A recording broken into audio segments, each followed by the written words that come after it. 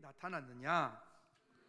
그가 주 앞에서 자라나기를 연한 수순 같고 마른 땅에서 나온 뿌리 같아서 고운 모양도 없고 풍채도 없은즉 우리가 보기에 흠모할 만한 아름다운 것이 없도다. 그는 멸시를 받아 사람들에게 버림받았으며 간고를 많이 겪었으며 질고를 아는 자라 마치 사람들이 그에게서 얼굴을 가리는 것 같이 멸시를 당하였고 우리도 그를 귀히 여기지 아니하였도다. 그는 실로 우리의 질고를 지고 우리의 슬픔을 당하였거늘 우리는 생각하기를 그는 징벌을 받아 하나님께 맞으며 고난을 당한다 하였노라.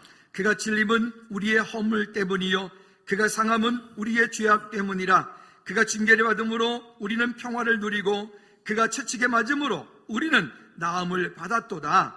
우리는 다 양 같아서 그릇 행하여 각기 제 길로 갔거늘 여호와께서는 우리 모두의 죄악을 그에게 담당시키셨도다. 그가 곤욕을 당하여 괴로울 때에도 그의 입을 열지 아니하였으며 마치 도수장으로 끌려가는 어린 양과 털 깎는 자 앞에서 잠잠한 양같이 그의 입을 열지 아니하였도다. 그는 곤욕과 신문을 당하고 끌려갔으나 그 세대 중에 누가 생각하기를 그가 살아있는 자들의 땅에서 끊임없는 마땅히 형벌받을 내 백성의 허물 때문이라 하였느니라. 그는 강포를 당하지 아니하였고 그의 입에 거짓이 없었으나 그의 무덤이 악인들과 함께 있었으며 그가 죽은 후에 부자와 함께 있었도다. 여호와께서 그에게 상함을 받게 하시기를 원하사 질고를 당하게 하셨은즉 그의 영혼을 속 건제물로 드리기에 이르면 그가 씨를 보게 되며 그의 날은 길 것이요 또 그의 손으로 여호와께서 기뻐하시는 뜻을 성취하리로다. 그가 자기 영혼에 수고한 것을 보고 만족하게 여길 것이라.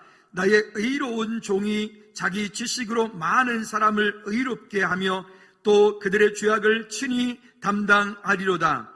그러므로 내가 그에게 존귀한 자와 함께 못을 받게 하며 강한 자와 함께 탈취한 것을 나누게 하리니 이는 그가 자기 영혼을 버려 사망에 이르게 하며 범죄자 중 하나로 헤아림을 받음이니라. 그러나 그가 많은 사람의 죄를 담당하며 범죄자를 위하여 기도하였느니라. 아멘. 기도하겠습니다. 하나님 아버지, 감사와 찬양과 영광을 주님께 올려드립니다.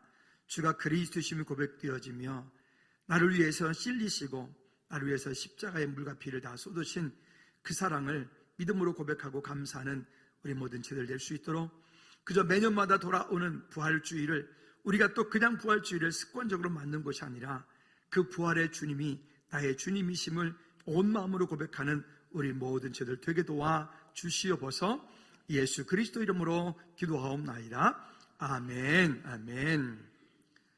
오늘 설교의 내용을 한마디로 부를 수 있는 찬양이 있어서 제가 미리 연습도 안 했는데 그가 찔림은이라고 아주 오래된 찬양이고 번역곡인데요. 이 찬양을 먼저 함께 좀 잠시 나누고 그리고 말씀 같이 나누도록 하겠습니다. 아시는 분들은 함께 부르면 좋겠어요. 건반 나오게.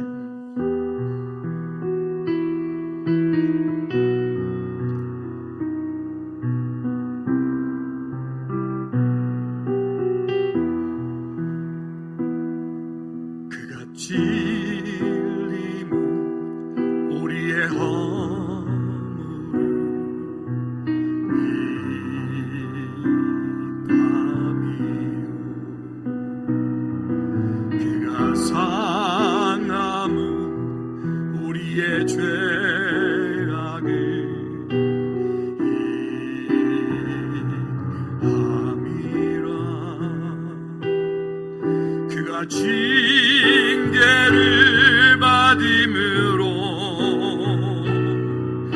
우리가 나음을 입었도다. 우리는 나 양 같아서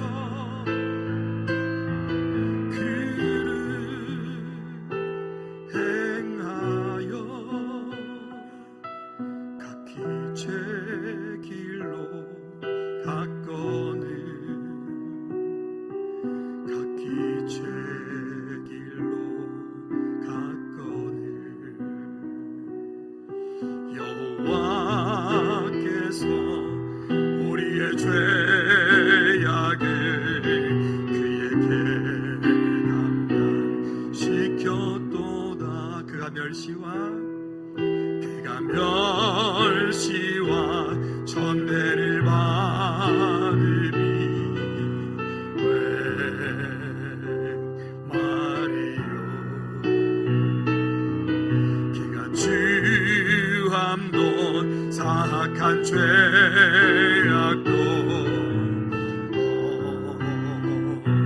없음이라. 그가 조롱을 받음으로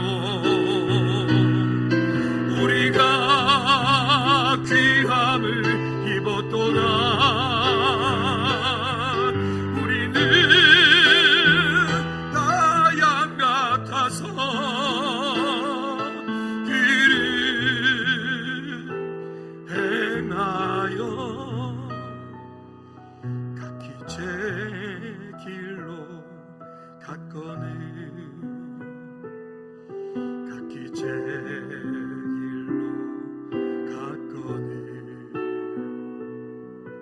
여호와께서 우리의 죄악을 그에게 담당시켰도다. 여호와께서 우리의 죄악을, 여호와께서 우리의 죄악을 그에게 담당시켰도다. 여호와께서 우리의 죄악을, 우리의 죄악을 그에게 담당시켰도다.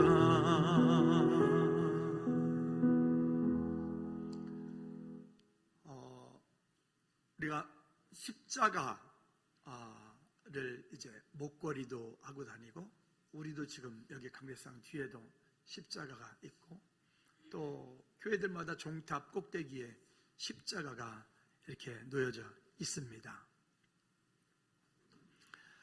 하나님께서 이 땅의 백성들을 얼마나 사랑하셨으면 이 땅에 여러 가지 사형을 집행을 할 때 쓰는 그런 사형 틀이 존재를 하는데, 그 많은 사형 틀 가운데서 십자가의 이 사형틀이라고 하는 것은 아주 최고의 극한 십자가의 그 사형틀이고요. 이 십자가의 그런 사형의 틀이라고 하는 것은 사람을 십자가에 매달아 놓고 그가 그 십자가에서 목도 마르고 또 피도 흐르게 하고 또 빨리 죽지 않으니까 옆구리에 창을 찌르기도 하고, 그러니까 그냥 그 생사람을 거기다 달아매서 말려 죽이는, 이게 십자가의 아주 가장 극한 형틀, 형벌 중에 하나입니다.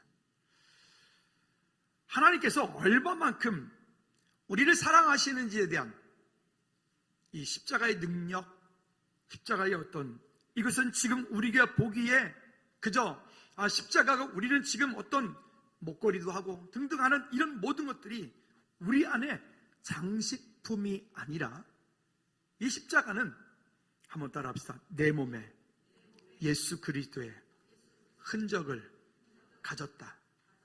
나는 내 몸에 예수 그리스도의 흔적을 지니고 있는 사람이다. 나는 그리스도인이다 라고 고백하는 이 믿음의 고백이 십자가의 고백입니다. 초대교회 많은 믿음의 성도들은 예수 믿는다는 것을 말할 수가 없으니까 그들이 먼저 모이면 악수를 하면서 악수에다가 두 가지 모양을 그렸어요. 악수를 하면서 혹시 그가 그리스도인인지 아닌지 분별하기도 하겠고, 또 그가 혹시 그리스도인이라면 서로 상대방의 손바닥에다가 십자가를 그려요. 그러면 그 모양을 알고 있는 사람은 자기도 똑같이 그 상대방의 손바닥에다 십자가를 그려요. 그러면 서로 말하지 않고 서로 부둥켜 안고 우는 거예요. 그 십자가의 고난이 얼마나 큰지. 아니면 물고기 모양, 익투스라고 그러죠. 물고기 모양을 바닥에다가 나무 작대기로 바닥에다가 물고기 모양을 그리든지, 아니면 상대방의 손바닥에다 익투스 모양, 물고기 모양을 그리든지, 그럼 서로 그것을 품어 안고 함께 그 고난에 참여하고 있는 우리가 이 땅 가운데 진정한 자유함이 있고 평안함이 있고, 이 땅에 지금 우리가 당하고 있는 이 고난들이 있지만 우리는 영원한 예수 그리스도를 통하여 하나님의 영광을 바라본다. 거룩한 믿음을 가지고 있다. 나는 이 믿음을 끝까지 지키겠다. 믿음의 의리를 가지고 살아가는 그런 목적을 가지고 할 때 십자가의 형틀, 십자가의 모양, 내 몸의 십자가의 흔적을 가지고 있다. 이것이 얼마나 심했으면 로마 당시에, 이 예수님 당시에 로마에서는 로마인들이 어떠한 극한 아주 잘못을 했다 할지라도 로마인들은 십자가의 형틀에 사형을 집행하지 않았어요. 근데 예수님은 이 땅 가운데 오실 때 가장 극한 극형인 십자가에 처형되심으로, 그러면 하나님께서는 모든 것들이 가능하신 전능하신 하나님이신데 예수님 그렇게 안 하셔도 될 텐데 그러면 굳이 꼭 예수님을 십자가에 못 박으셔야만 됐을까? 말씀을 준비하면서 이런 마음이 드는 거예요. 내가 너를 얼마나 사랑하는지, 내가 너를 얼마나 존귀하게 귀하게 여기는지, 인간으로서 이 땅 가운데 하나님이신 그분이 이 땅 가운데 오셔서 인간으로서 받을 수 있는 최고의 극한 그 십자가의 죽으심으로 인하여 우리로 하여금 당신의 사랑을 친히 증거하신 그 사랑이 오늘 본문의 이야기입니다. 오늘 본문의 이야기는 이사야 선지자가 예수 그리스도의 영광, 앞으로 이사야 선지자가 바라보고 앞으로 몇백 년 후에 오실 그 예수 그리스도께서 구원자 메시아가 오셔서 이 땅 가운데 어떻게 그렇게 하여서 우리의 인류의 모든 죄를 대신 십자가에 짊어지시고 우리가 당연히 그렇게 죽어야 되는데 우리가 죽지 않고 예수님께서 십자가에 죽으시는, 우리의 죄를 대신해서 그 죄의 대가를 치르시는 그 약속들을 오늘 본문을 통해서 보여주는 말씀입니다. 그런데요, 예수님께서 이렇게 하시겠다라고 하는 이 말씀에 대해서 성경은 창세기부터 말씀을 하고 있고 성경은 여기저기에서 끝없이 수도 없이 예수 그리스도에 대한 이야기를 하고 있는데 그 당시의 사람들은 그 예수님이 그 메시아가 오셔서 당신들을 위하여, 자기들을 위하여 그렇게 할 것을 믿지 않았다는 거죠. 첫 번째는 우리의 전한 것을 누가 믿었느냐, 즉 우리의 전한 것, 창세기부터 시작돼서 그 수없이 많은 믿음의 조상들이 이야기했던 아브라함이, 다윗이, 야곱이, 오늘 본문의 이사야 선지자가 이야기하고 있는 그 메시아에 대한 이야기들을 우리가 전한 것을 누가 믿었느냐? 여러분 질문합니다. 여러분 예수님이 나를 위해 십자가에 필려 돌아가신 것을 믿으십니까? 언젠가 제가 설교 중에도 예화로 말씀드렸던 것처럼 신대원 공부할 때 교수님이 이런 말씀을 하시더라고요. 자기는 목사 안수를 받고 미국에 유학을 갔어요. 박사학위를 받으려고 유학을 갔는데 어떤 그 한인교회를 갔더니 그 한인교회는 목사님이 되었던 박사님이 되었던 어떤 사람이 되었던 그 교회에서 하는 제자훈련을 하지 않으면 그 교회 교인으로 등록을 안 시켜주는, 그렇다는 거예요. 목사님이 갑자기 제 갈등이 왔습니다. 아니 내가 목사고 내가 지금 신학 박사를 공부하러 왔는데 아니 나로 하여금 저런 하찮은 저런 성경 공부를 하라니, 기분이 싹 상했어요. 그런데 집에 들어갔는데 그 사모님께서 하시는 말씀이 이렇게 말씀하시는 거예요. 여보 참 재밌겠다, 그치? 당신 이때까지 살아오는 동안에 앞에서 전사 때부터 이때까지 늘 가르치기만 했지 훈련 제대로 제자훈련 받아본 적 잘 없잖아요. 그리고 그 사모님도 신학을 하신 분인데 나도 생각해보니까 없는 것 같아요. 우리 이번 기회에 우리도 한번 받아봅시다. 역시 지혜로운 그 아내의 힘이 큰 것 같습니다. 그래서 그 교회에서 하는 제자훈련을 3개월 동안 하는 제자훈련을 한 강의씩 듣기를 시작을 합니다. 그럼 뭐 그 내용이야 뭐 목사니까 뭐 그렇게 큰 뭐 별 내용은 아니었던 것 같아요. 그런데 마지막 그 제자훈련 끝나는 날 이제 장로님 두 분과 목사님 한 분의 면접을 1대1로 면접을 다 끝나야지 이제 그 제자훈련이 끝나는 것인데 첫 번째 방에 들어갔더니 장로님께서 이 목사님에게 이렇게 질문합니다. 목사님 예수님 믿으십니까? 라고 묻더라는 거예요.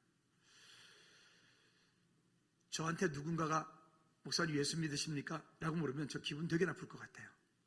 마음이 되게 아플 것 같아요. 그런데 그 장로님께서 목사님 예수님 믿으십니까? 라고 하시니까 목사님이 처음에 막 속에서 막 이렇게 했던 것 같아요. 나왔어요. 네. 두 번째 방에 들어왔어요. 그 장로님한테 또 갔더니 그 장로님께서 또 뭐라고 물으시면 목사님 예수님 믿으십니까? 또 묻더라는 거예요. 이 사람들이 뭐 그런 마음이 있겠죠. 마지막 이제 그 목사님 방에 담임 목사님 방에 들어가서 근데 담임 목사님이 또 이렇게 묻더라는 거예요. 목사님 예수님 믿으십니까? 그때 이 교수님의 마음 가운데 내가 예수님을 믿는데 어떻게 믿고 있을까요? 머리로 믿고 있구나. 그리고 그 목사님이 이렇게 마지막 권면하십니다. 목사님 예수 믿으십시오. 예수 믿으십시오. 사실은 그 목사님에게만 그렇게 질문한 게 아니라 그날 수료하는 모든 분들에게 그 세 분이 똑같은 질문을 계속 다 던졌습니다. 여러분 예수님 믿으십니까? 정말 믿으십니까? 종종 한번 우리가 물론 예수님 믿어요. 우리는 정말 믿어요. 그리고 주님과 함께 동행하는 삶을 살려고 우리는 지금 힘쓰고 애쓰고 있어요. 근데 이것이 어느 순간인가 나도 모르게 내 마음 가운데 내 머릿속에 머리로 믿고 있는 예수님이라면 내 삶 가운데 능력이 나타나질 않아요. 내 삶 가운데 생명이 열매가 맺혀지지 않는 거예요. 여러분 우리 예수님을 믿되 그 예수님께서 나를 위하여 십자가에 피 흘려 돌아가신 이 예수 그리스도를 지식으로 믿는 것이 아니라 우리 사실적으로 매일 순간마다 주님과 통행하는 믿음의 삶이 저와 여러분들이 되어지기를 주님의 이름으로 꼭 부탁을 드립니다. 구약의 많은 믿음의 조상들이 선지 제사장 왕들을 통해서 그 믿음의 조상들을 통해서 주님은 그렇게 메시아가 이런 분이다, 주님 이런 분이다, 그들은 수없이 많은 시간 동안 들었을 겁니다. 그런데 로마서 10장 16절 17절 말씀에 보면 이렇게 말씀합니다. 그러나 그들이 시작 그들이 다 복음을 순종하지 아니하였도다. 이사야가 이르되 주여 우리가 전한 것을 누가 믿었나이까 하였으니 그러므로 믿음은 들음에서 나며 들음은 그리스도의 말씀으로 말미암았느니라. 아멘. 오늘 지금 본문의 이사야 53장을 통하여서 지금 로마서 10장 말씀에서 말씀하고 있는 거예요. 이사야 선지자가 말합니다. 주여 우리가 전한 것을 누가 믿었습니까? 누가 들었습니까? 종종 새벽 예배 끝나고 이렇게 기도할 때 저에게 확 다가와서 저를 막 짓누를 때가 있어요. 마음이. 그런 것이 어떤 것이냐면 즐거운 게 속한 성도 한 사람 모두 또 뿐만이 아니라 우리 가족, 우리 자녀들, 우리 손주 등등 다 모두 다 이 땅 사는 동안 주님과 함께 동행을 하다가 천국 백성 되어야 되는데 만약 이 중에서 집사님인데 권사님인데 나름 중직들인데 만약 천국에서 못 만나면 어떡하지? 천국에서 못 만나면 어떡하지? 종종 그런 마음들이 제 마음속에 찾아올 때가 있어요. 저분은 예수님을 진짜 만나셨을까? 저분은 예수님을 진짜 만나셨을까? 예수님께서 저분을 위하여 십자가에 피 흘려 돌아가신 그 사실을 그 마음 가운데 믿음으로 진짜 고백하고 있을까? 여러분, 오늘 부활주일이 다가오기 때문에 이런 말씀을 나누는 것이긴 하지만 그러나 우리 자신을 다시 한번 믿음으로 깊이 점검하여 하나님 앞에 나를 다시 한번 세워놓는 은혜가 있기를 주님 이름으로 꼭 부탁을 드립니다. 다시 한번 따라합시다. 예수님께서 나를 위하여 십자가에 피 흘려 돌아가셨습니다. 믿으십니까? 또 2절 말씀에 말해요. 그 예수님을 표현을 할 때 뭐라고 표현하고 있냐면 2절 말씀에 보니 그는 주 앞에서 자라나기를 연한 순 같고 마른 땅에서 나온 뿌리 같아서 고운 모양도 없고 풍채도 없은즉 우리가 보기에 흠모할 만한 아름다운 것이 없도다. 개나리가 꽃을 피우면 개나리 꽃은 분홍색 좀 진하죠. 개나리꽃이 참 예뻐요. 숲속에 그 산비탈에 이렇게 개나리꽃 피었을 때, 그 다음에 그 보라색 도라지꽃이 피었을 때 정말 이쁩니다. 그리고 아침 일찍에 10월달 9월달 되면 이슬이 내려가지고 이슬이 맞아 있는 그런 개나리꽃 도라지꽃 왔어야 알지.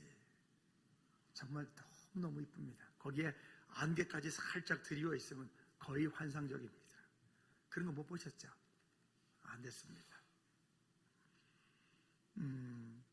근데요, 그런 모든 것들을 볼 때 연한 순, 싹이 올라와요. 어저께 화단을 정리를 하면서 이렇게 저쪽 옆에 이제 거기 화단에다가 제가 작년 가을에 개나리꽃이 예쁜데 그 남의 집 아파트 앞에 있는 개나리꽃을 뽑아올 수는 없고, 그래서 개나리가 끝에가 이렇게 쭉 올라가면 그 위에 까만 씨앗들이 맺혀져요.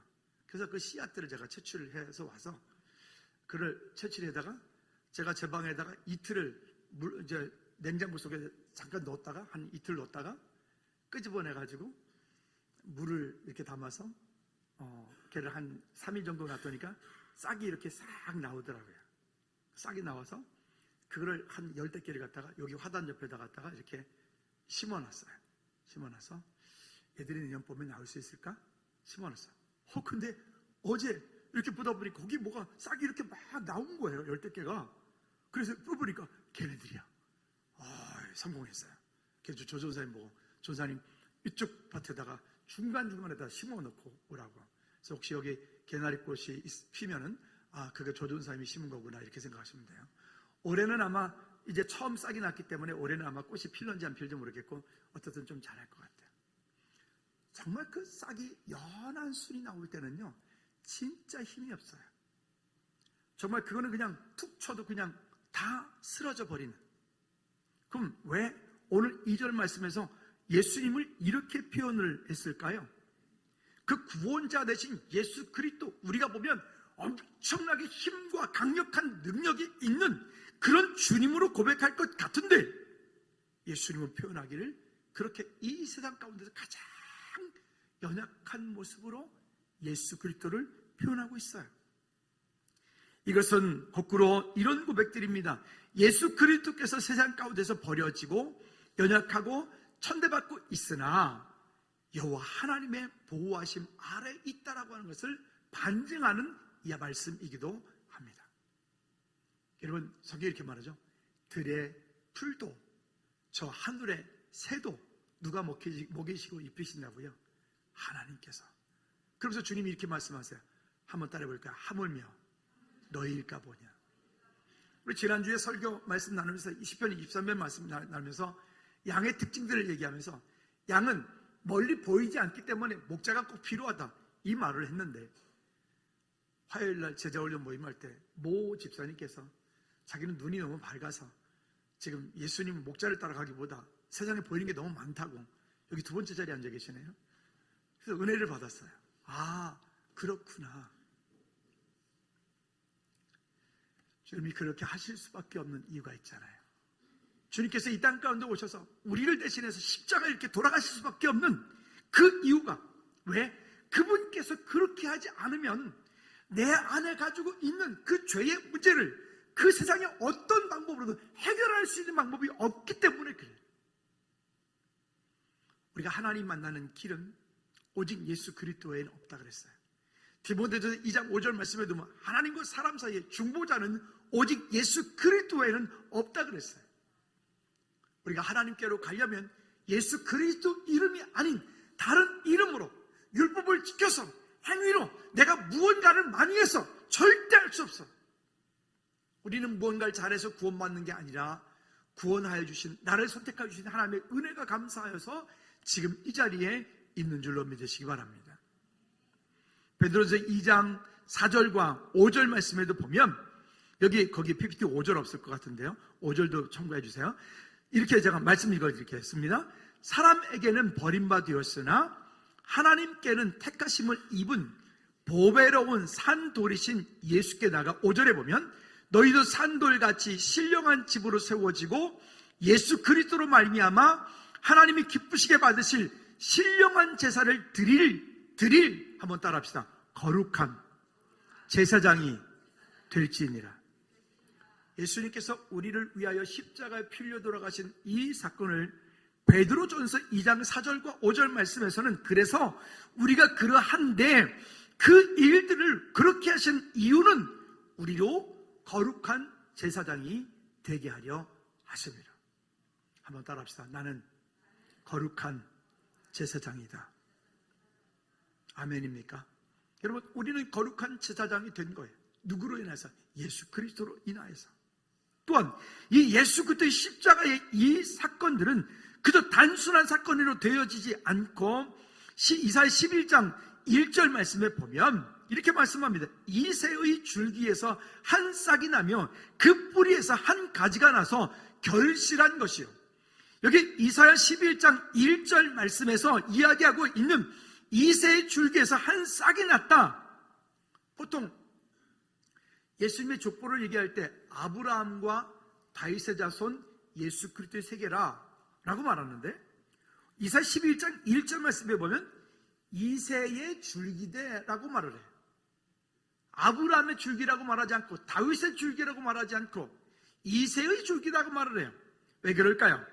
이 이새의 줄기라고 말한 것은 다윗의 아버지였던 이새, 그는 그저 목동이었고 그저 농부였고 어찌 보면 그 당시에 그렇게 잘 나가는 그런 사람이 아니란 말이에요. 즉 예수님의 그 가문적인 뿌리, 그 출신이 우리가 말하는 것처럼 요즘 말하는 것처럼 금수저 이런 게 아니란 말이에요. 어찌 보면 예수님이 이 땅에 오실 때 다윗의 줄기도 아니고 그 굳이 이새라고 했던 이 이야기는 세상 가운데 보일 것 없는, 보잘 것 없는 그런 출신. 우리는 이 시대를 사는 동안에 우리가 자꾸만 말하잖아요. 어느 출신이 중요하고 어떤 줄이 중요하고 어떤 빽이 중요하고 누가 중요하고. 여러분, 우리도 그렇다고 믿으십니까? 물론 그게 영향을 안 미칠 순 없지만 그것이 우리 인생에 그것이 큰 영향을 미쳐 내가 그렇게 되어야 된다라고 착각하시면 안 됩니다. 다시 한번 따라합시다. 나는 예수 그리스도로 인한 거룩한 제사장이다. 믿으십니까? 우리는 예수 그리스도로 인한 그 거룩한 제사장이 된 것에 대하여서 예수님이 나를 위해 십자가 피 흘려 돌아가신 이 놀라운 사건들이 그저 그냥 끝나는 문제가 아니라 나와 인류를 위한 고난당을 돌아가신 예수 그리스도의 십자가의 능력이 오늘 우리를 다시 자유케 하고 새롭게 세우는 능력이 있는 줄로 믿으시기를 주님의 이름으로 축복합니다. 두 번째는 나와 인류를 위하여 고난당을 돌아가신 예수 그리스도를 얘기합니다.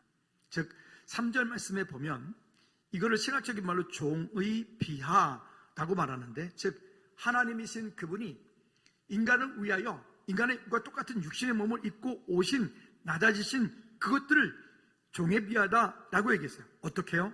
3절 시작. 그는 멸시를 받아 사람들에게 버림받았으며 간고를 많이 겪었으며 질고를 아는 자라. 마치 사람들이 그에게 얼굴을 가리는 것 같이 멸시를 당하였고 우리도 그를 귀히 여기지 아니하였도다. 한 절 한 절 묵상을 하다 이런 마음이 드는 거예요. 세상 사람들이 예수님을 귀히 여기지 않는 거야 당연한 얘기일진데 우리는 어떨까? 나는 어떤가? 우리는 예수 그리스도를 정말 귀하게 여기는가? 또 내가 속하여 있는 공동체, 우리 교회, 또 여러분들의 가정, 우리가 부모 형제로 이 땅 가운데 우리 가족이라고 하는 공동체를 만난 우리 모두에게 우리는 내가 속한 그 공동체를 귀하게 여기고 있는가?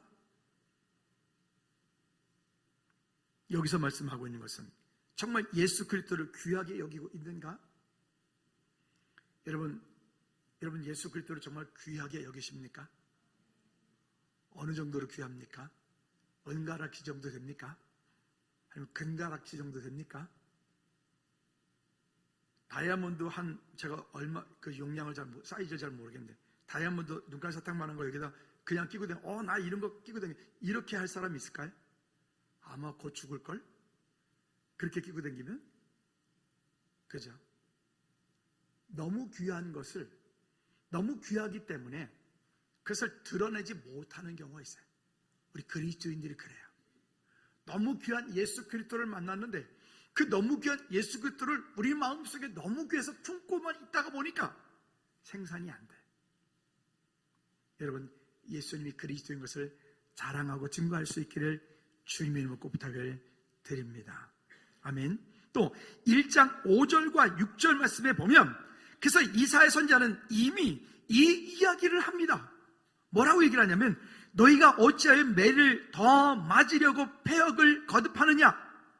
무슨 얘기냐면 이스라엘 백성들이 그 메시아 오심에 대한 것들을 기대하고 그들이 바라야 되는데 그 메시아를 바라지 않고 기대하지 않고 자꾸만 다른 길로 가요. 하나님은 원하시고 하나님 말씀하신 길로 가지 않고 자꾸만 곁길로 가요. 이렇게 자꾸만 가는 것들을 향해서 여기 말씀하고 있는 거예요. 어찌하여 매를 더 맞으려고 패역을 거듭하느냐?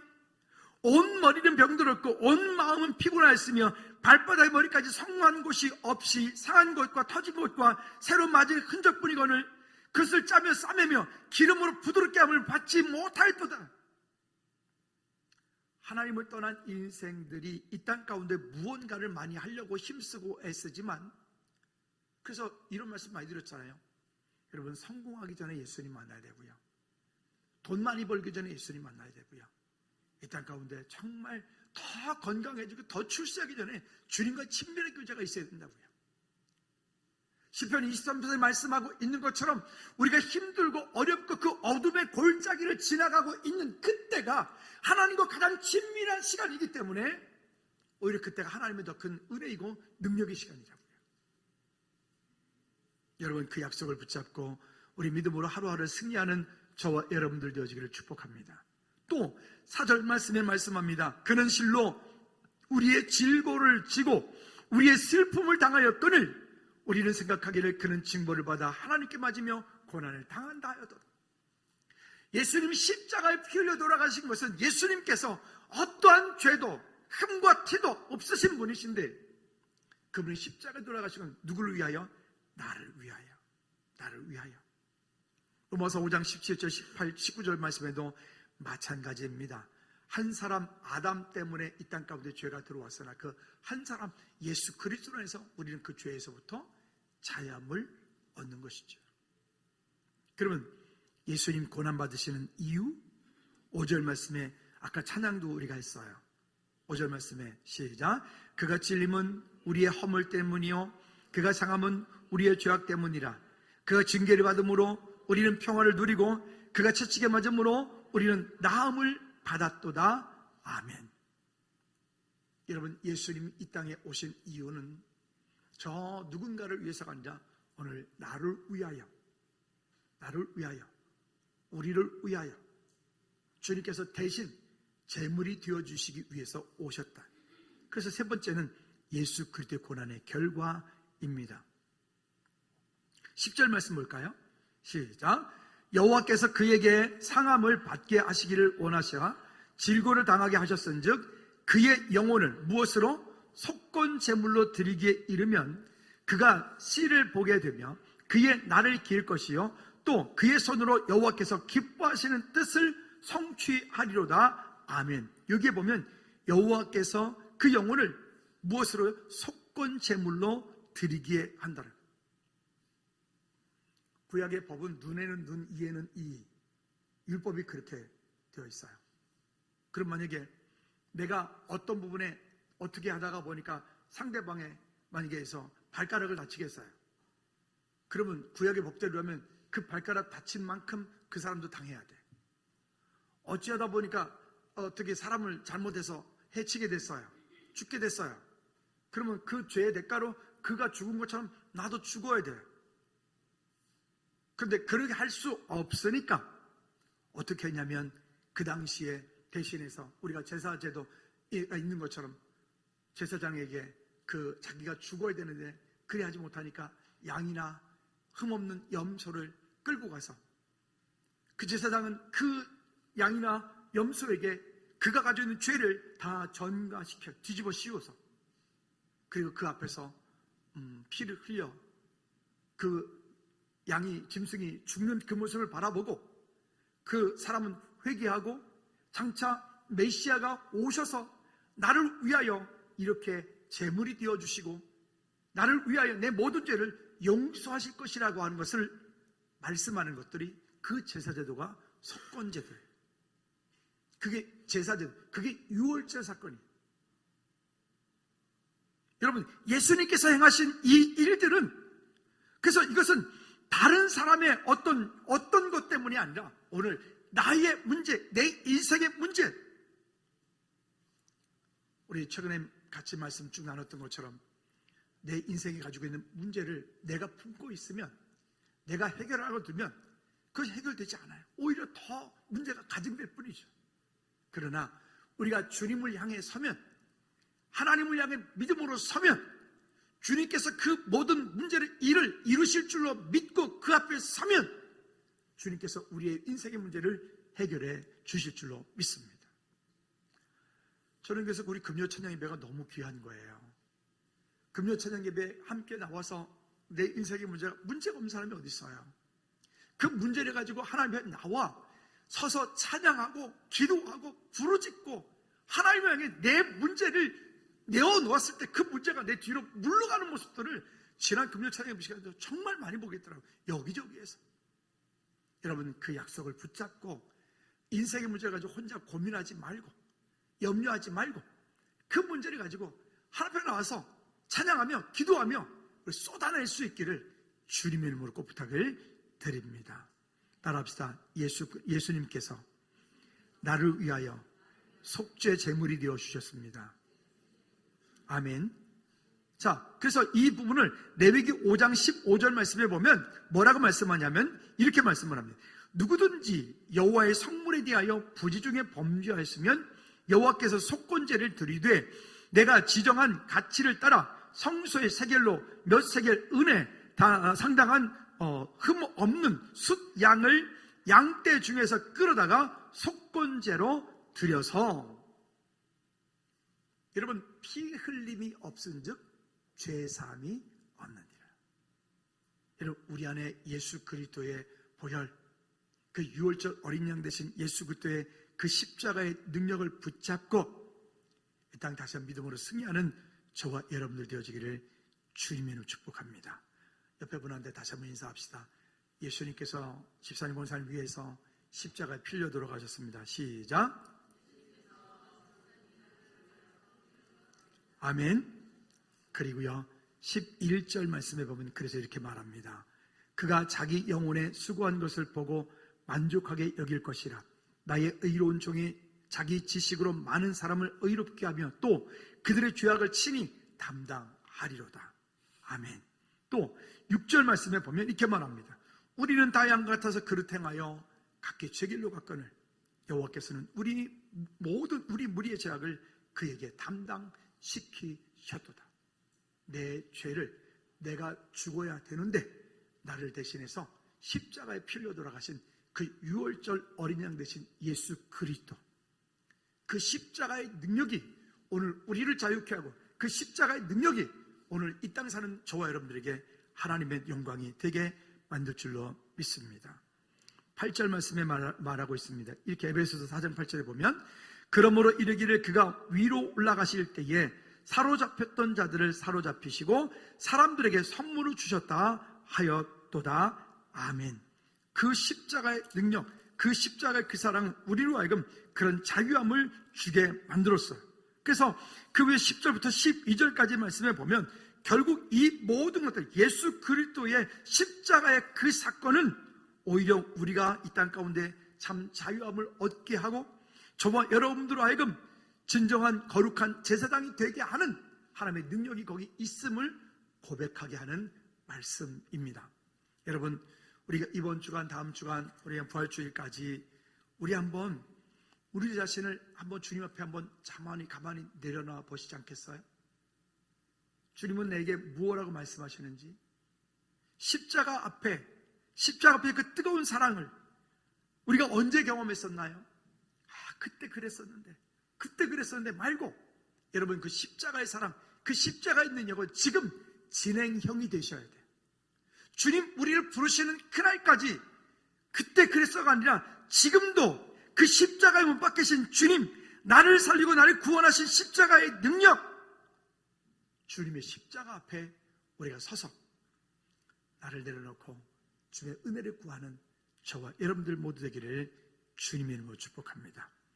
이 시간 한번 기도할까요?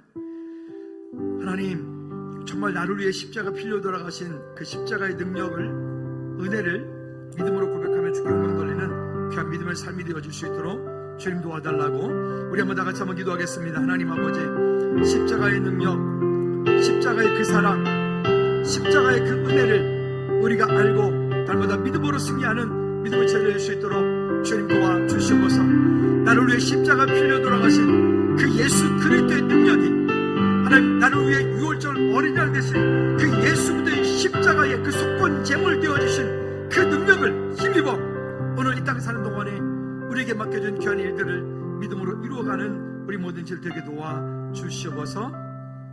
주님 감사드립니다.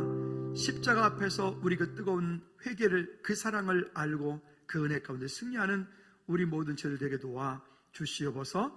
예수 그리스도 이름으로 기도하옵나이다. 아멘. 우리 모두 자리에 일어나셔서 우리 십자가 앞에서 우리 방금 그 찬양 함께 드리고 오늘은 축도하고 마치도록 하겠습니다. 우리 두 손 들고 찬양합시다.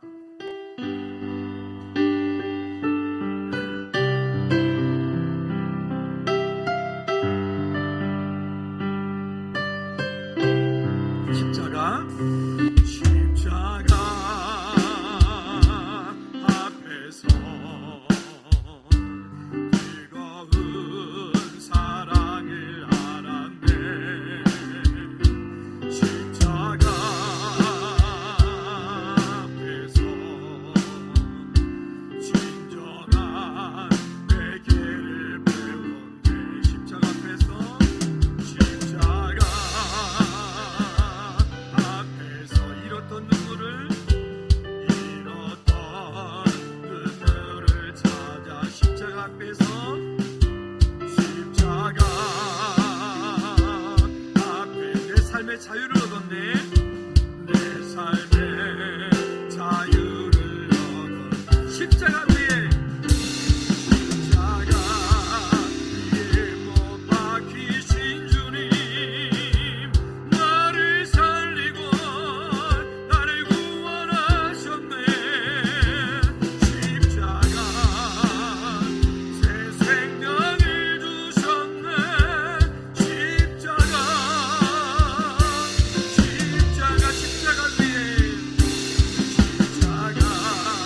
위에 못 박히신 주님, 나를 고치고 나를 세워주셨네. 십자가 내 삶을 바꾸었네. 십자가 주 달려 죽으신 십자가.